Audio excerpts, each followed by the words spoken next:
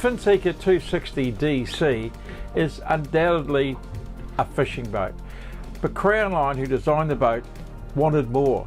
What they did was they incorporated all the best values for cruising, family boating, but with a fishing aspect. When I look at this boat, it says, let's go fishing. Hi, I'm Barry Thompson from Pacific Powerboat magazine. Today we're looking at the Finseeker 260 DC. This is a slightly smaller version of the 280 DC that we looked at last year. It's a foot or 31 centimetres shorter, but the layout, the plan, everything is virtually identical.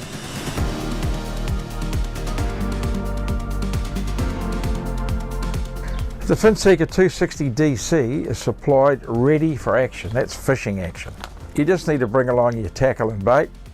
The transom features a 98 litre live bait well complete with LED lighting plus aeration and recycling systems. Now when you close the lid, the live well is pressurised, which keeps the water steady and the fish don't bounce around when you're underway, don't get bruised.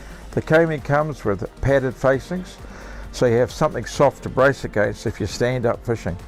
Once you have your fish aboard, what do you do with them? Well, there are two deep underfloor self-draining fish bins complete with LED lighting in the rear of the cockpit and a big 360 litre bin built under the starboard seating module. This is also a great place for wet gear, drinks, food, anything you like. It's self-draining. Light bars flood light into the cockpit when fishing at night and help when backing up into the marina.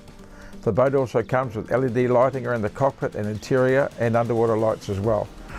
There are dual tackle storage drawers under the helm and passenger seats plus another deep storage locker between. If you're into your diving, this is the perfect wet locker for your gear. A lot of attention to detail when it comes to going fishing.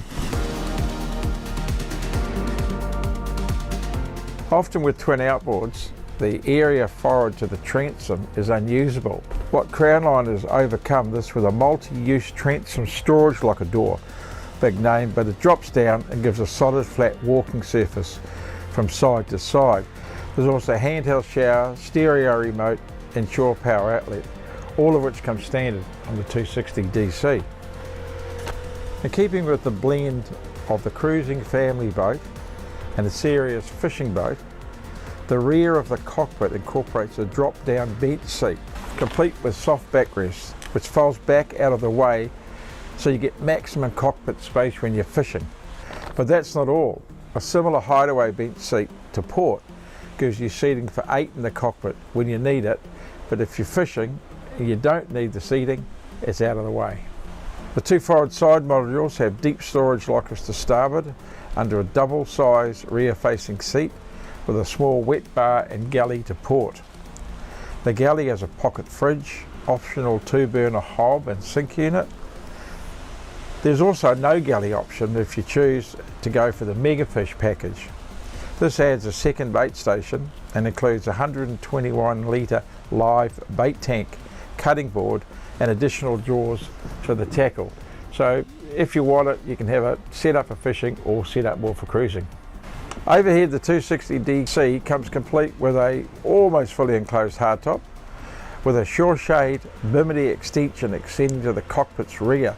The flat roof features a single hatch and is perfect for stowing paddle boards or a light inflatable tender. A powder-coated alloy frame acts as the main support structure for the hardtop, and it's a really serious frame. It's a really solid boat. It's not going to move. The massive forward screens are split by a central door which gives access to the open bow area and provides ventilation into the enclosed wheelhouse area.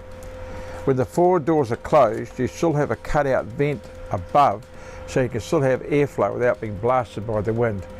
To port, it's a surprisingly large head compartment. It comes complete with a granite vanity, electric head and a raised bowl.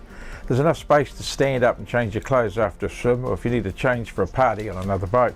There are massive storage areas under the bow section and the open bow rider, plus an infill to turn the area into a big sun pad. A drop-in table completes the space for entertaining.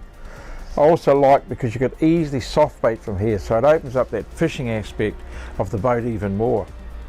The enclosed anchor locker has a through-hull feed with the auto anchor below the deck and a clear flat foredeck which includes cup holders. There's nowhere to kick your toes if you're going to use the boarding platform. The dual helm style seating with the bolsters makes you can drive from various positions. Really good footrest which folds down so you can get the height when you're standing up if you're short or taller. Great height, it's over 2 meters, so you've plenty of room underneath the hardtop. The helm features twin screens, or you can have one if you suit it, but the twin Garmin screens we've got here. Push buttoned up buttons everywhere, nice and tidy, everything in place.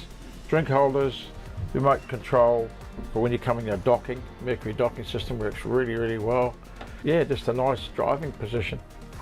Both the 280 DC and the smaller 260 DC share the same hull. It's a stepped hull, 39 degrees at the bow, 22 degrees at the stern, nice downturn chines.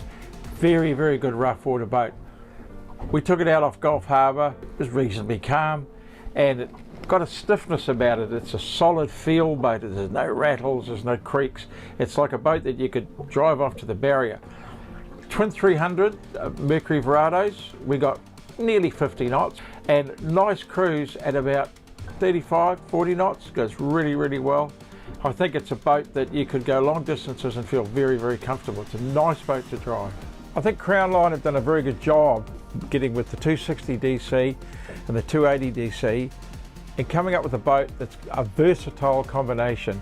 It's suitable for the fisherman, and to me it's got a bent more towards fishing, as we talked about with all the aspects on board, but it's also a family day boat, a cruiser, tow water toys, take the kids out on the lake, on the ocean.